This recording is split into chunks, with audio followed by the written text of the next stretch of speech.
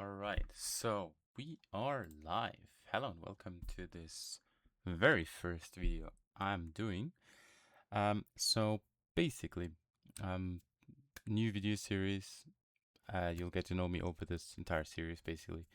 Um, and what we're going to do is we're gonna build something in public, and I've already sort of have something in front of me that could be the very first sort of real product that I'm going to create. I've created other things in the past, but we're going to focus on this one specifically.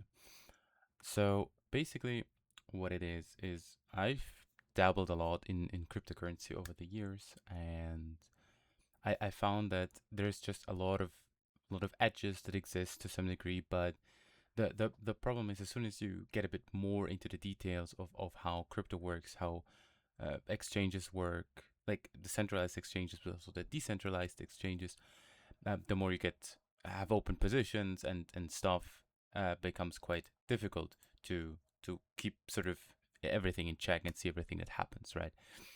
Um, Another very common thing to do basically is that you do something called delta neutral. Okay, so let me just pick up my. I want to paint something, right? So basically, what you can do is there's something called a funding rate for everyone that doesn't know, right? Funding rate. Yeah, I'm drawing very beautifully, of course. So that's supposed to mean funding rate, right? We can basically look at this even on like different exchanges, like Binance, for example, has funding rate history, right? So what we can do is we can look at different funding rates. So what that means basically is when you have any crypto, right? Then there is a spot, which is just buying the coin, right? And there is a future. It's when you sort of leverage it in some sense. So a on Binance, for example, we have futures, right? This is specifically called this option is called futures also on most exchanges. Um, Also possible it's called perpetuals depending on which exchange you're looking at. Anyways, the main thought of it is that you have people that can say it goes in a certain direction. With spot, it's basically just you buy this. You buy Bitcoin, for example. If the price goes down, you lose money. If the price goes up, you gain money. Right? If you use futures, you can bet on a direction. So you can basically say, okay, I still think it goes up in price. Like it's basically just as if it was a normal spot buying, right? But you can also do something called a short. So you say, okay, I think Bitcoin is going to go down, let's say 10% in the next, 1 month or something. And so instead of getting money when it goes up, you get money when it goes down. Okay, it's a bit of a weird thing, I guess, that you can do with assets, right? Crypto is the most dominant one about it. Um, and so basically, the sort of settlement is when you have shorts and you have people that have longs open. So you have just a lot of people that have long open, a lot of people that have short open. And if the price is too far away from the spot price, the exchange is going to give money to the side that is sort of undervalued and take away money from the side that is sort of overvalued. So it costs too much. So if you say, for example, um, let's say, where's my paint again? So Bitcoin, for example, is, I don't know how much it is currently. I think like $60K or something. Right. I'm very sorry for my drawing skills. They're not very nice. Okay, so 60K Bitcoin, that's all the headlines you see, that's always the spot price, right? It's a price if you just buy it. Now, with futures, because it's basically a different market, it's still trading Bitcoin, but it's a different market, different people participating on it. Um, it's possible that the price is different. So it's possible that, for example, the price is 59,000. $59,000, right? So price is actually less than the spot is, right? We see that it's less. And if it's less, for example, and people that go short, right? So people that say it's going to go further down, they lose money, right? They lose money through the settlement window. So the exchange rewards the people that say, okay, it's going to go long because the price is not the same as a 60,000. Right? This concept of like taking money basically from here to here and the other way around also. This is called a settlement, or also called a funding rate. That's two things. But there's a specific window, which is called the settlement window, which commonly is every 8 hours, but can also be every 4, 2, or 1 hours, depending on how hot a coin is. So how much, sort of the price is different between spot and futures. Okay, now, basically, what is now sort of the case is that what happens with just these futures a lot is people get liquidated. Okay, futures. Drawing skills are on par, mucho bene. So, futures have a big issue that they get liquidated. So, when, for example, shorts is the most common one. So let's say you say, okay, short, I'm going to go short on Bitcoin. It's now 60,000. And now what always sometimes happens, yes, thank you for this great analogy. Anyways, Bitcoin suddenly spikes up to 100,000. Like just randomly. It's possible that someone that said, okay, it's gonna go down, right? If it doubles in price, it's an easier math. It goes to 120,000. It's a great time. Woo, 120,000. Let's go. Everyone's rich except for the shorters. They're not. If Bitcoin were to go to 120,000 while someone has a short open that they opened at 60,000 or even 59,000, even worse, when it hits 120,000, so 100% gain basically, their short gets liquidated.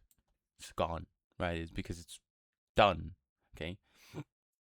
Now, a big problem with liquidations is that the exchange is always focused on profiting from this. Right? The exchange never loses, basically.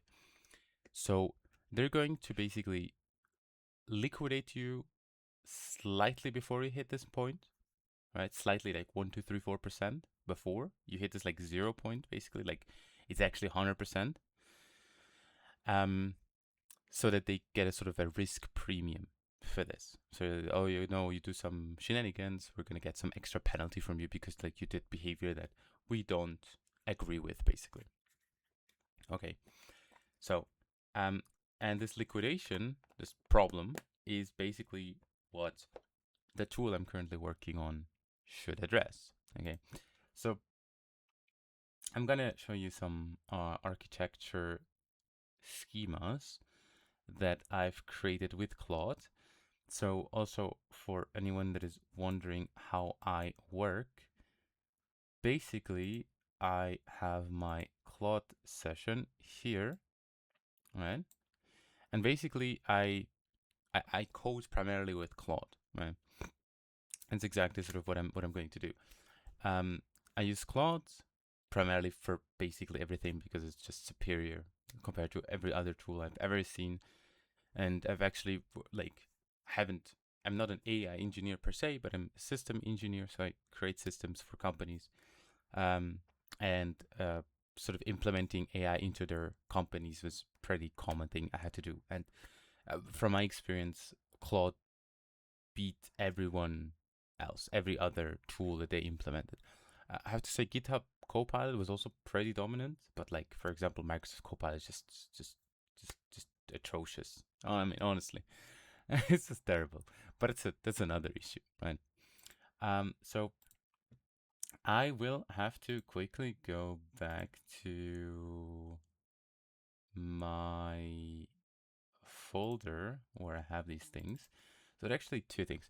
So for me, it's also very important, right? When like with this video series, because it's probably going to take some time to do these things.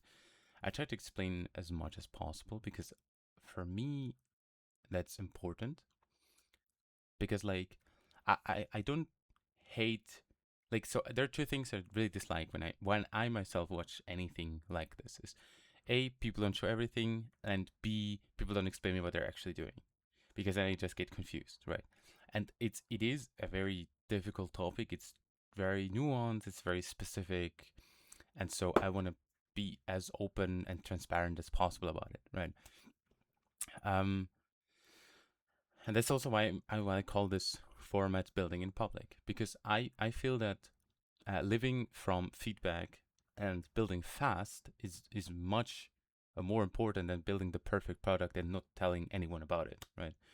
I'm a big fan of sort of knowledge generally, right? And if you're interested in books, now I know I'm gonna sound like one of those, like all these um professors online, like, oh, you have to read a book.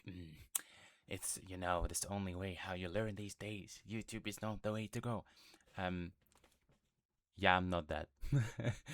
I think you can still get the knowledge from YouTube if you want, but I found that the Lean Startup by Eric Ries was actually pretty solid, pretty solid book. I mean, I listened to it. Oh, what's happening here? Harvard Business Review. I also a lot of books. Okay, I digress. So this book, okay, so this book is actually pretty solid. Read it or listen to it. I did that. I like listening to books. I don't like reading books at all because it's just boring to me to read more text. We're already reading infinite text every day, so listening to something, it's just much more comfortable, really. Anywho, in this book, it's basically like, how do you build fast? How do you validate what you build and what you learn is actually working for you? It's actually beneficial to you in some sense, right? And so that's basically the sort of the principles, or some of the principles I'm going to employ in this. Okay, so I think now we've done enough of meta communication about, oh, what am I doing? How am I going doing to how am I going to do it? Blah blah blah. So I'm going to show you actually what I'm planning to build here as one of the first projects. It's possible that we'll switch projects at some point. I don't know, but it's just the first one. So okay, so basically, what I want to do is like having this like sort of a liquidation guardian. So I showed you what a liquidation is, right? And it should basically protect people from exactly that. And so there are a few things that sort of come together in this specific scenario, right? That, as you can see, there's a lot of technical blah blah, and like I understand it. If you do, like, good for you, but you don't have to. Like in this entire series, while I'm building it, I'm gonna explain what it means. I'm also going to explain sort of things that Claude says, for example, that are maybe difficult to understand. And I'm going to go through each once it's basically there, right? But I'm going to still explain it quickly so you understand what it means, at least the overview. So it's basically going to be a software as a service. So it's just going to run online, or most of it is gonna run online.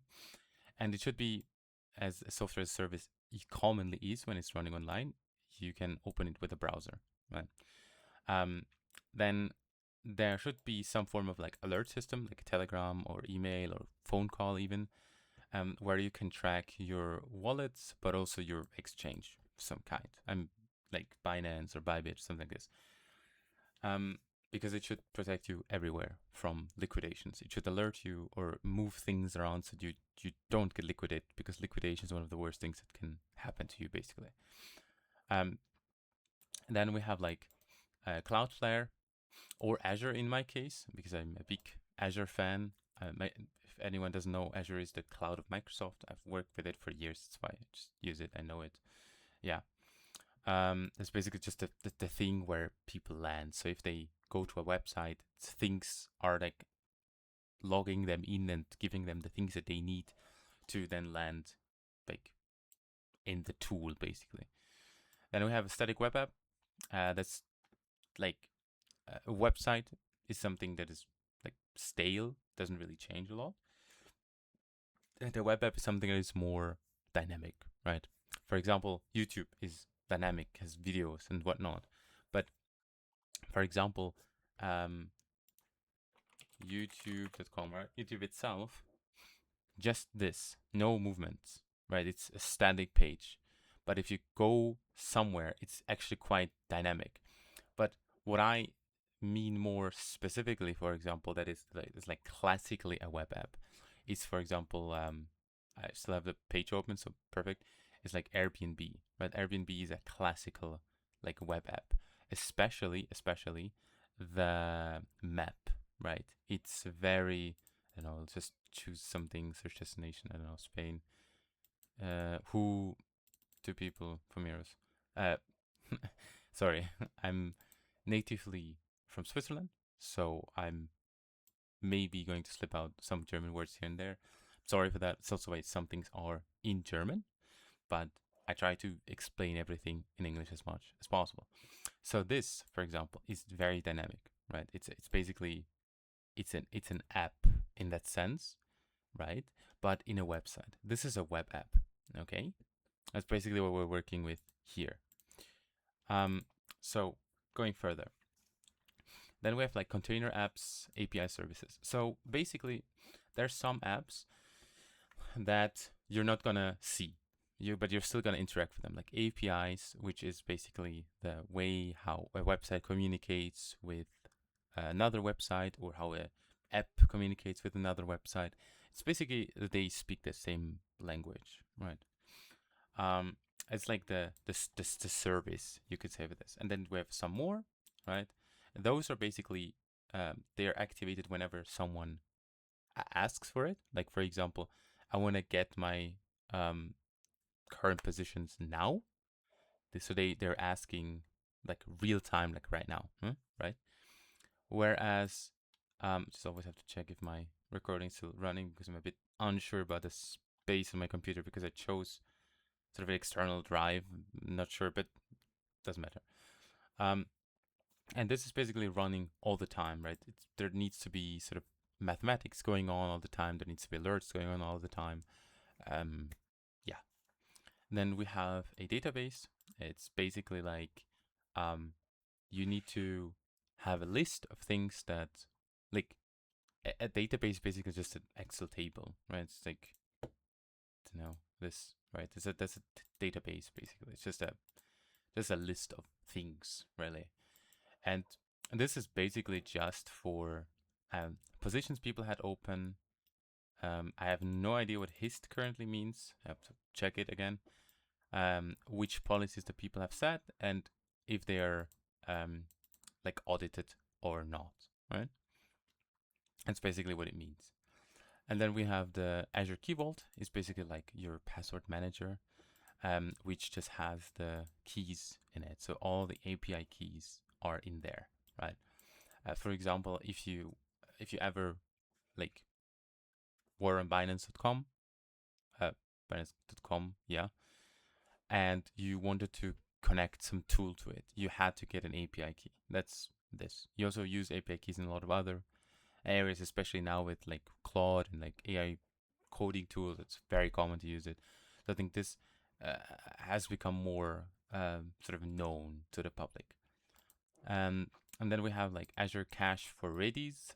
I'm not exactly sure what that means, but I like this specific tool here, Redis. I'm not sure what that is. Claude just suggested it to me, but I assume it's like, so we have a sort of queue of things back to back, that like from the most important to the least important, basically. Like you need to know, okay, your position is going to get liquidated in like 2 minutes, or like if it loses 2 more%, but it's not important to know right now what your positions are. Like, so alerts are more important than just checking, basically. And then we have the Azure Monitor, which is basically more for me, not for the user. is basically how is the application going? Are there some problems? And also getting such just data from all kinds of services. Are they performing? Do they have issues? Blah blah. Just observability basically. And then we basically have this like all internal, you could say.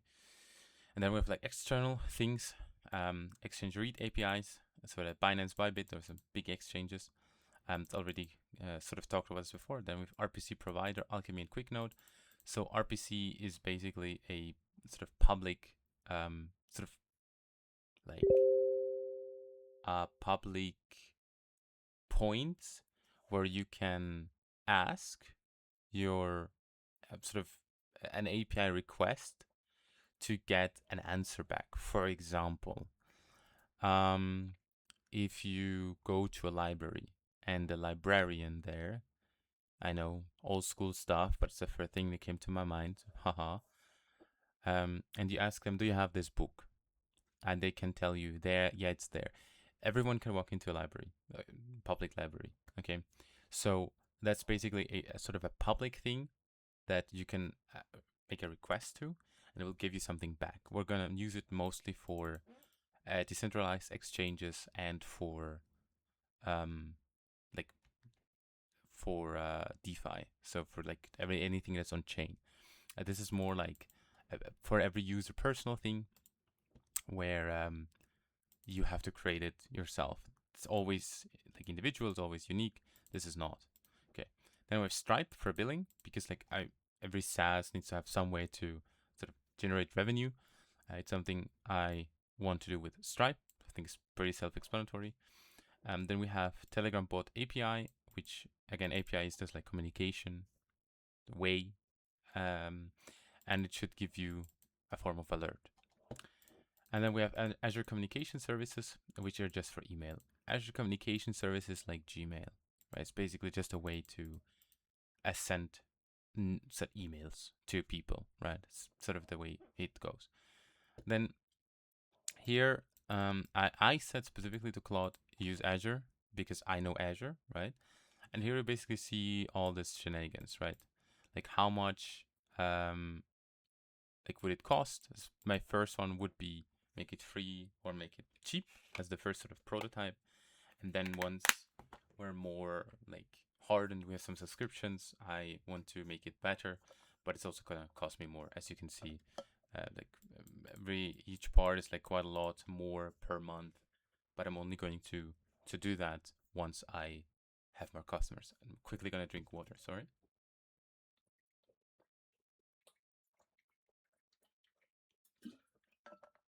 Okay, right. So basically, this is sort of how it looks like, right, to launch. And at first we're gonna do the radar only. And then basically when we're at scale, we're gonna build some more stuff here. Basically here we see all the modules. So I've built stuff with Claude already, and I have found that you're very quickly in creating some monstrosity of an app that does everything. Right? And it for me, it went to the point where not even Claude understood what Claude was doing. So that's pretty problematic, really. Yeah. So I basically set Claude to build a lot of like individual like folders or modules where one thing does one thing only, and that's it. Right. For example, we have one module that's like Binance adapter. The only thing it does is it gets your positions from Binance. That's it. Or Bybit adapter, or Hyperliquid adapter, or Aave, or Morpho. Those are all different like exchanges or like online services for crypto that it should read from. That's kind of the idea, right? It should pull your information from every place in crypto that you could have them, and understand, okay, what's your risk? Like how big is your exposure? How big is your risk? How likely are you to get liquidated here or there? And preferably, that would be my dream basically, is that it can move funds around. For example, uh, everything in crypto is bound to your wallet, right? And when, for example, you have funds lying somewhere where you don't use it, it's not working, but you have another place where your position is going to get liquidated soon, move the funds from one tool or from one area to another, right? There are already sort of ways that crypto does this, right? But not that automatic and not that straightforward. It would be great if it were to do this automatically so people don't get liquidated because it's a ginormous problem. And we have a lot of other things also. Here, basically, we have 3 layers, 3/4. We have like a spine, which is like how everything sort of is there. So we need to like have positions. We need to have events. We have a history of your positions. We need to have policy. For example, I want to get alerted when my position is 15% or 10% away from liquidation instead of someone else is like 50% already alert me or something. Then we need an audit log, just gives you more information about what exactly happened. And then we have the secrets vault, which has like all your passwords or like just in this case, the API keys in it, okay? And then we have layer 1, which is just radar, just checking, basically, no API keys, just gathering information. Or read-only API keys. And then we have the guardian, which is the second layer, basically, where it should do something more, right? So it should like do something, not just look at it or inform you, but do something. And then we have the third one, cross venue, sorry, which is basically not just doing it on one platform, but actually moving stuff around between multiple platforms. That would be my perfect end goal. Okay. And I also have a second document here, which is basically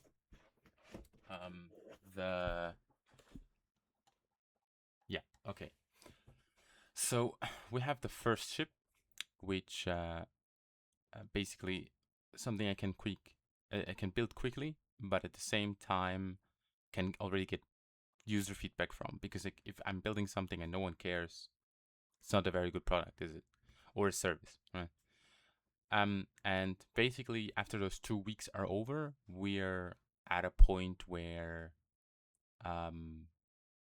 we can start getting some feedback from people. At the same time,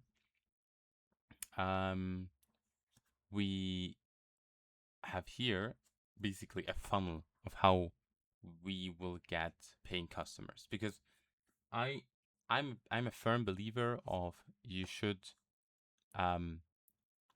a create your product with monetization in mind, because running it costs money. It's just what it is, right? But you also shouldn't put a price tag on everything, because it's just disgusting to do this, right? Like nowadays, it's impossible to do anything without finding a paywall, and it's just something I don't want to do, right?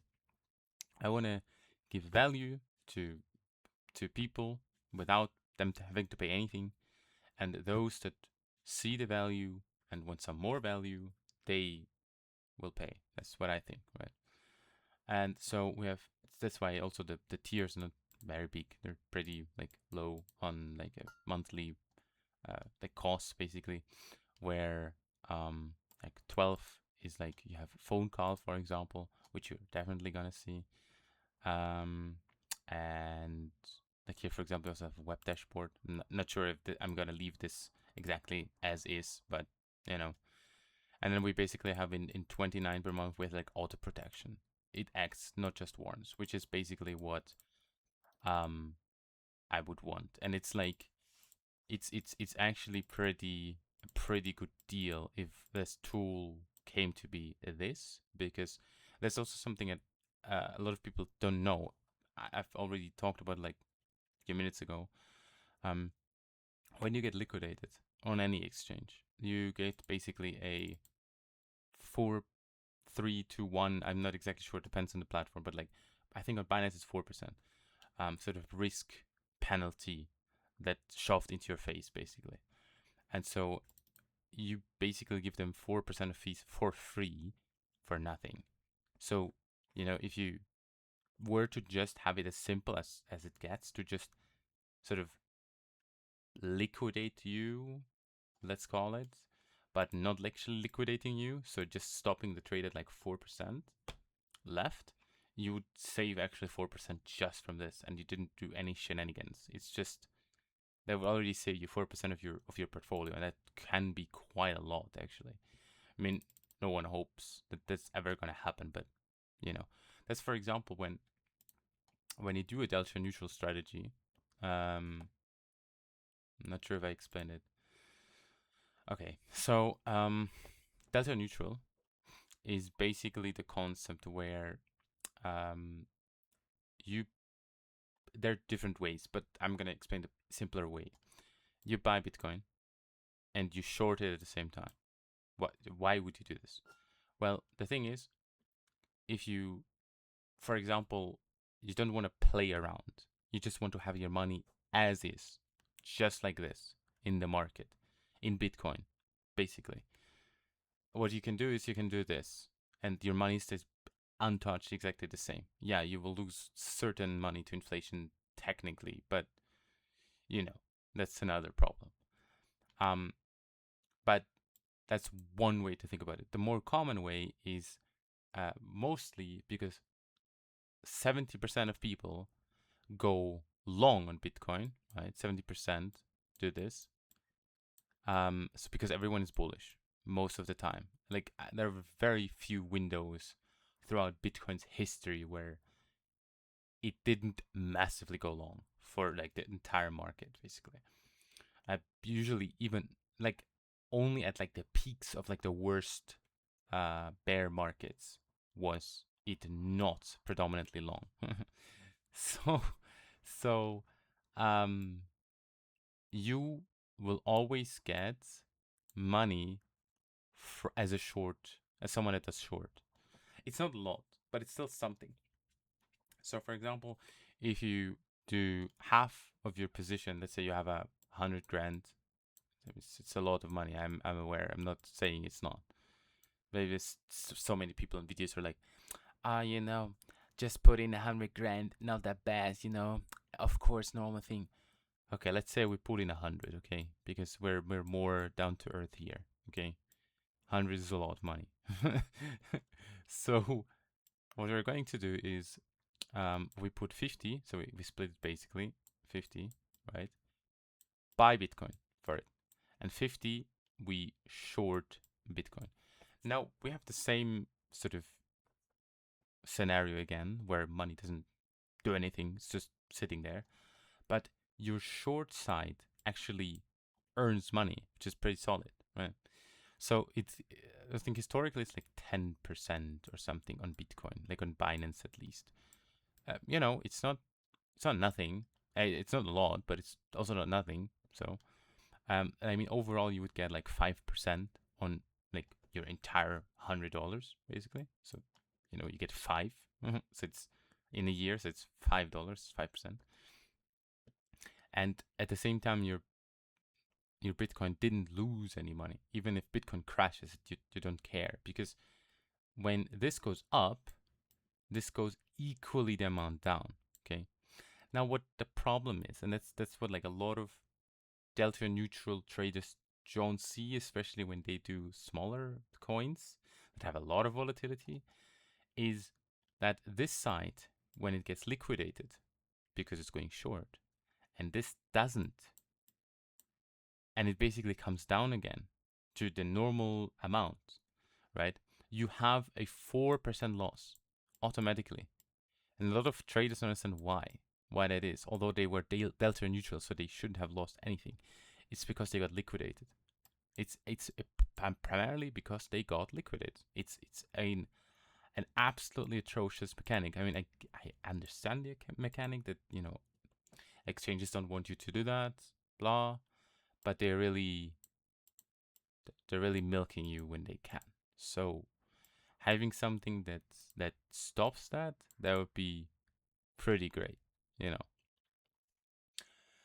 Okay, now I think I've yapped enough, and I'm going to show you what I have already created. So let me see. As you can see, I have a ton of apps open, a ton of websites open. So it's gonna take a while for me to find what I need. Okay, so I basically already built a Telegram bot. It wasn't very big to create this, to be honest, but also my trusted co-founder Claude basically made this happen, right? It created these things, basically created the entire bot for me and just said like, here is a executable, run it, and there you go. Right. So basically what it does, you can also just, send a message to this one because it's completely like open as of right now. It's probably always going to stay open, but anyways, I'm just going to show you what it does. So if I click start, right, it's basically starting the session again. Like, oh, okay, you new person, let's go. All right. Also, that was a ding that you always heard in the background. It's this specific, like, alert. Okay. So now we can say, okay, watch, buffer, check, list, and unwatch. Okay. For example, if I say watch, right, I have to enter some address. Okay. Now I've already done that. Here. And those are just random wallet addresses that Claude gave me. Not mine. Sadly or luckily. You know.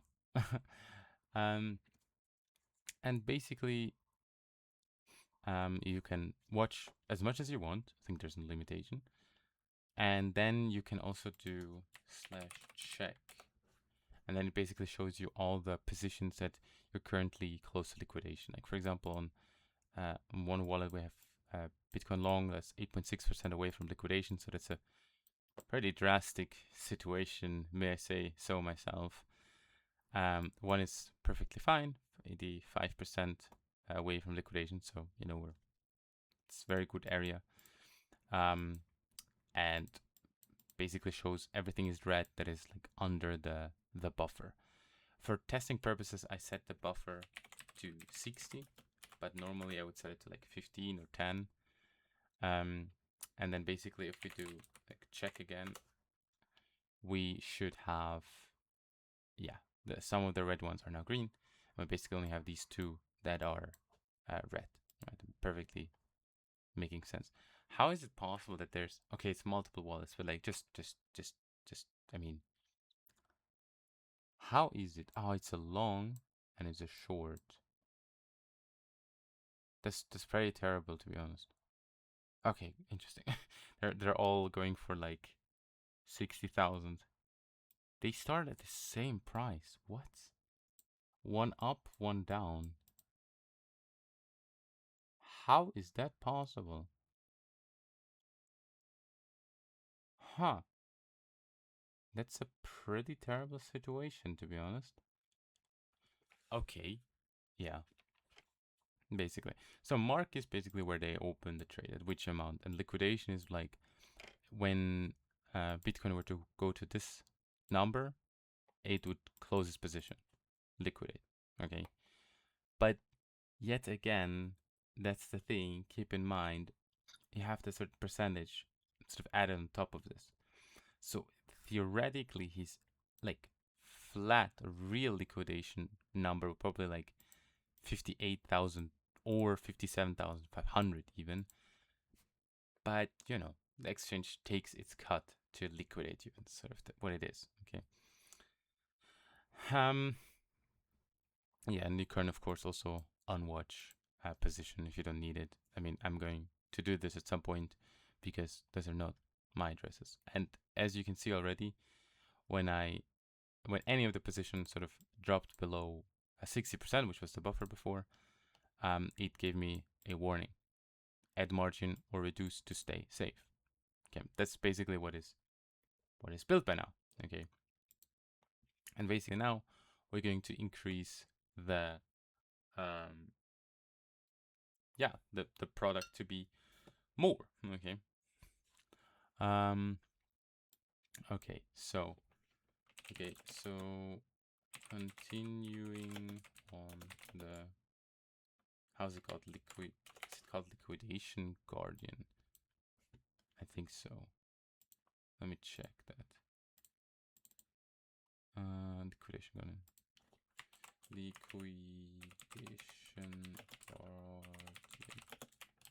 What's next? Right.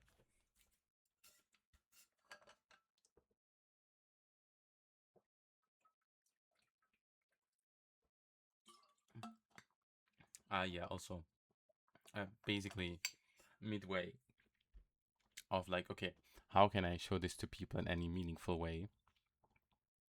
I was like, okay, just like post it on Twitter or X, and I don't use X, so difficult. And it set me to post in like Discord, and someone wrote, "Why no SL amigo?"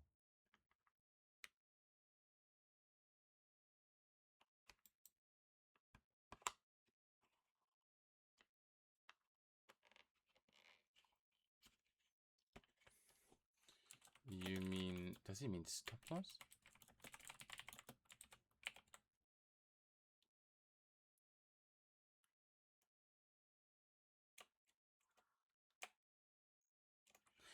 The thing is, I don't want to look like an idiot if I'm already building this bot, basically. But SL in crypto trading, I mean, it's probably stop loss. Yeah. Market stop loss, limit stop loss, attached stop loss. I mean,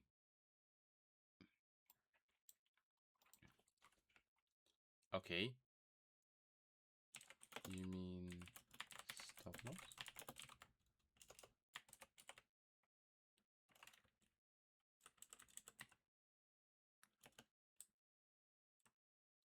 Aha. Okay, I understand. He asks me basically, why no stop loss? Right. Okay.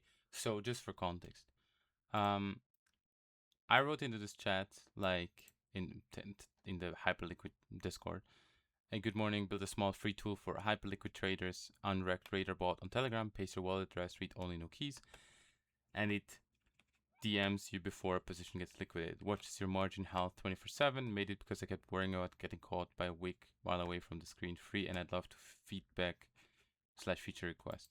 And now he asks me why no stop loss amigo. Sometimes you just know.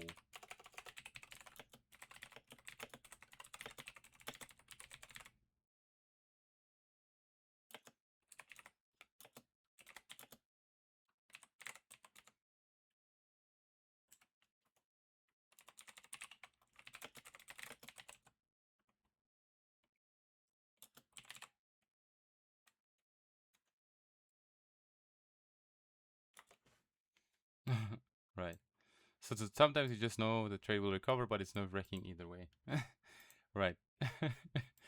So it's I mean, it's actually true. I mean, I don't for now fully know the sort of key demographic that I'm going to sort of address at with this. I have certain groups that I think are going to be interesting, but not 100%, let's say. Okay.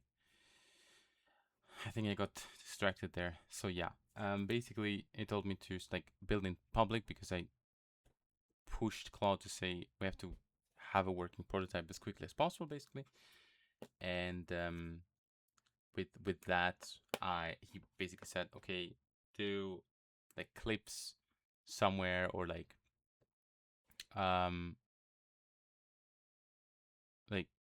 if you can post it on X or on this like Discord, do something like do that, right, generally. And I said like, I'm not sure. Okay, how about I just like stream on Twitch? Like I have the subtle urge to live stream on Twitch and then upload these things to YouTube. Thoughts about that? And I said, um, not notice the pattern. In the last message, the pool has gone flash loans. The bot's too small. Now streaming on Twitch through different genuinely interesting ideas, and every one of them is a more comfortable feeling thing than the one uncomfortable thing you told me scares you. Directly getting your first handful of users. That's not a criticism. It's a most human move. Jesus Christ, human move there is, and your brain is good at finding activities that feel like progress while dodging the scary one, which is true.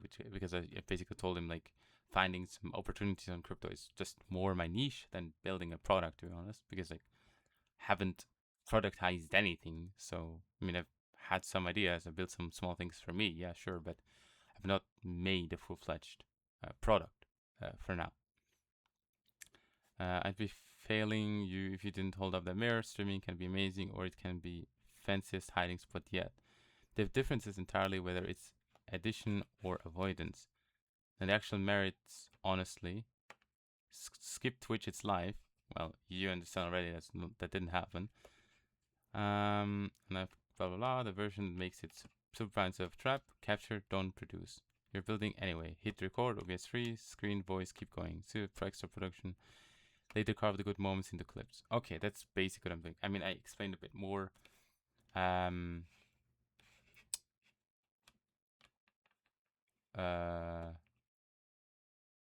Okay, I lost track a bit. I'm just explaining more what I'm doing, but I'm basically now going to just like build. I already explained everything. Yeah. And the fire stage position is phase 4. The fun touching Turkey's mind support you. Then feedback rest the future roadmap. And so what's next? Landing page, I'll build it now, plus you pushing distribution. Okay, so next part would be a landing page. It sounds already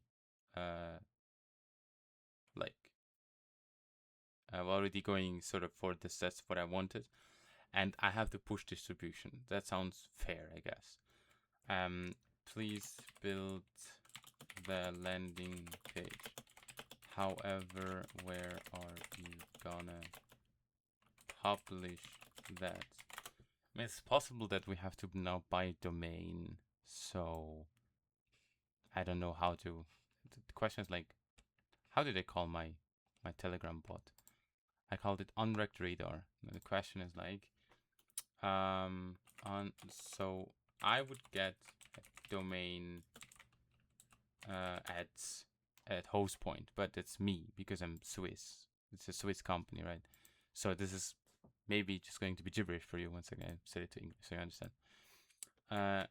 So Unrekt is unrekt.com said. But okay.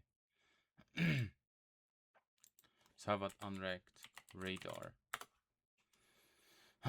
Unrektradar.com is in fact free. Cool. Okay, good to know. So I assume that's what you will want next. Is like, and I have to basically do distribution. The X thread, the direct DMs to people who just got liquidated. The Reddit post, nothing downstream matters until this moves. I know it's an uncomfortable one. It's only the only one that counts right now. I mean, yeah, that's true, right? So basically what Claude is telling me, and it's true, you know, I have to be honest with myself. It's like, I'm really bad at distribution, right? I'm good at building, but I'm bad at distribution. So a part of this is going to be doing distribution. So I have to search for people on Reddit and Discord. We already saw like one Discord message basically here, some reply. It's not really what I wanted, but you know, you can cherry pick, I guess. And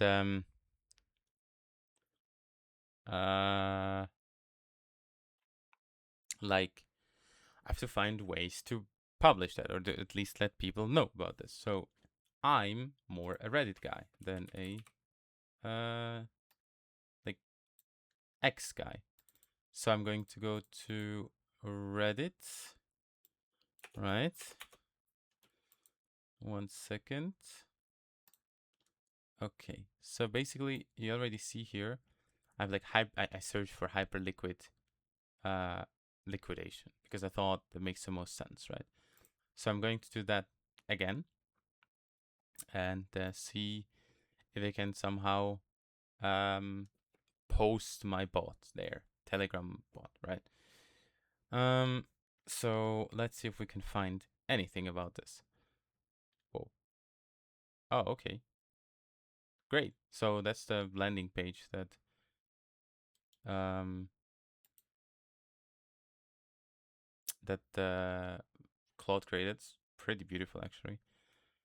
So a free bot that watches your Hyperliquid positions 24/7 and DMs you the moment you're near liquidation, with time to add margin or cut. API keys. See how it works. It literally cannot lose your money. No API keys ever. Free, built in public. You can watch it get built, broken, and fixed in real time. Yeah, that's basically what I'm doing right now. Paste your address. We watch 24/7. We watch. No one watches. I mean, I guess. Yeah, my computer watches. You get warned in time. Sounds pretty solid, doesn't it? Okay, so Unrekt Radar. Okay, so I have to basically buy a domain for this, I guess, to have a website to do that. Right.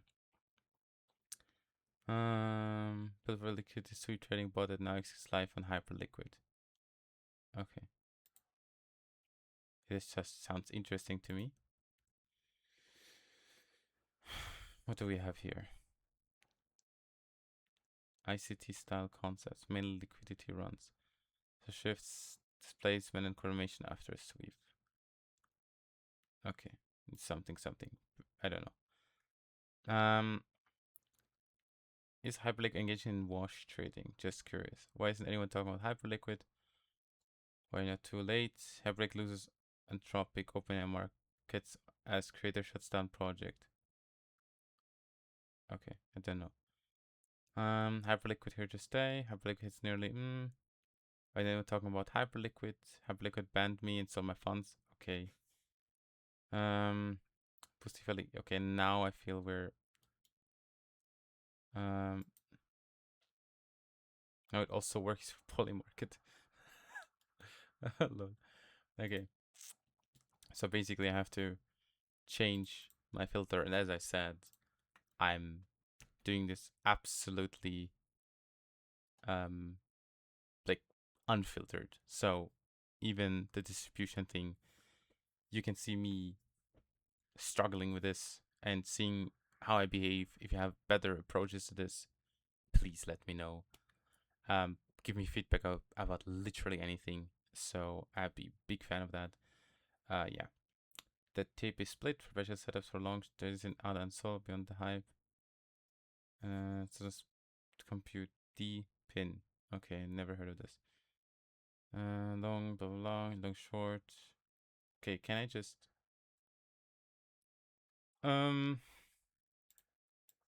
Is there a subreddit for Hyperliquid communities? Is it really Hyperliquid 1? That does not sound right. Okay. And then can I search here for liquidation? Large liquidated by perp market and Hyperliquid March. Interface is planning to IPO soon. They're pre-IPO perp. Okay. It's just interesting to me. I want to look at this. Price 1,500. Jesus Christ. Open interest. 24-hour volume. Funding. Longs paying. Whale. Whatever that means. Very bearish. Okay. Cool. And put mine in the market making any liquidator vaults. She's Hyperliquid perp.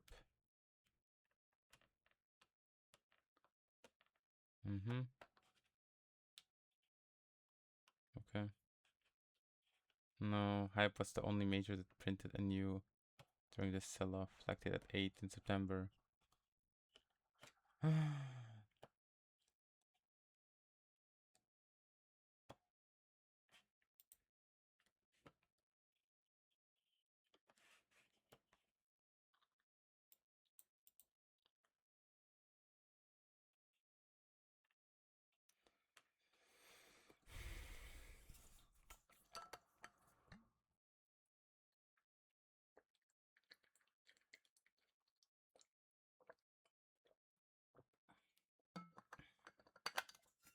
Yeah, so that's exactly what I meant. It's actually a perfect example. So they took a snapshot at 127 for Solana. It says that liquidation price is 120 at leverage 10. So it's like, as you can see, it's 7 apart, right? And what he's basically saying is, so it should be like lower. Right? He says, or roughly 5%, right? And that's very correct. It is roughly 5%.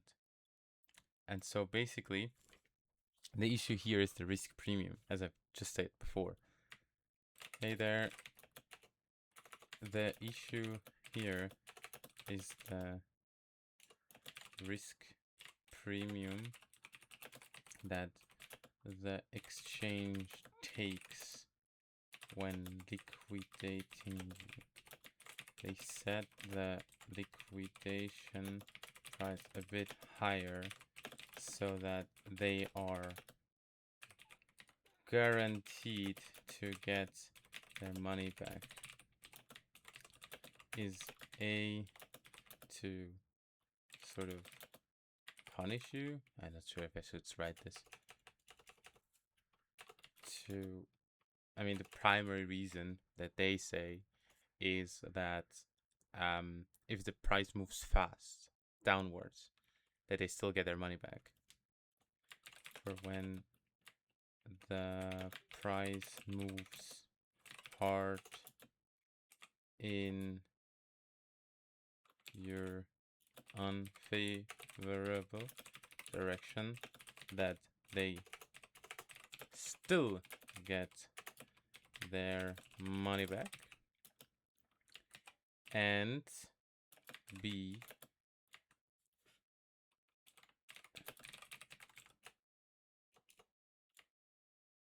every exchange sort of tries to squeeze a bit when you're already down, as liquidations aren't good, I guess. No, it's just reason B is a bit doom and gloom.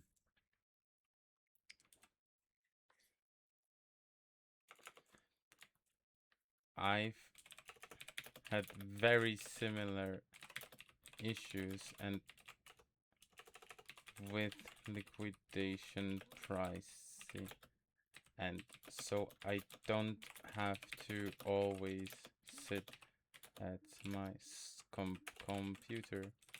I built a small, one second, now we're just gonna copy what I wrote at Discord because Claude wrote this.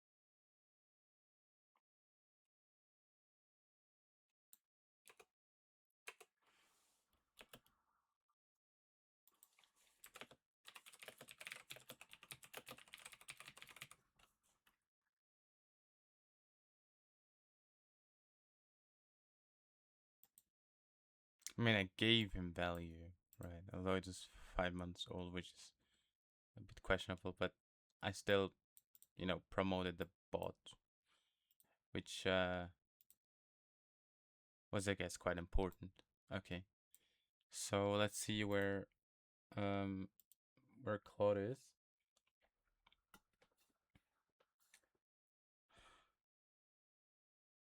Point people at it. So I made a post on Reddit. I wrote in the Discord channel, and I'm currently recording the first video. I mean, I guess as a distribution goes, it's already better than nothing. But I myself am really kind of bad at moving people. Like, there's some people that they can just like they can be in a conversation and say like, "Hey, you know what I saw? You know what I think? Look, this tool really great." And they just can move anything to sales conversation. And like, yeah, I know sometimes it's really annoying and like scammy and sketchy and stuff, but like very often it's just not annoying. Some people do it so naturally that you think like, oh yeah, maybe I will try it out. It's actually perfect to my situation. Let's go. So um, I think that's very important to be able to do that for any founder that creates any product. So that's definitely something I have to get better at. Anywho, we have this um, this website that Claude created for us in one of the 100,000 trillion billion tabs I have here, Unrekt Radar. So basically, I have to buy the domain, already have a web space, add it there, and then have it sort of running. If I go on start on Telegram, it basically just directly moves me to the bot, which is, already pretty solid. Did it do this? So wait, 1 second. If I were to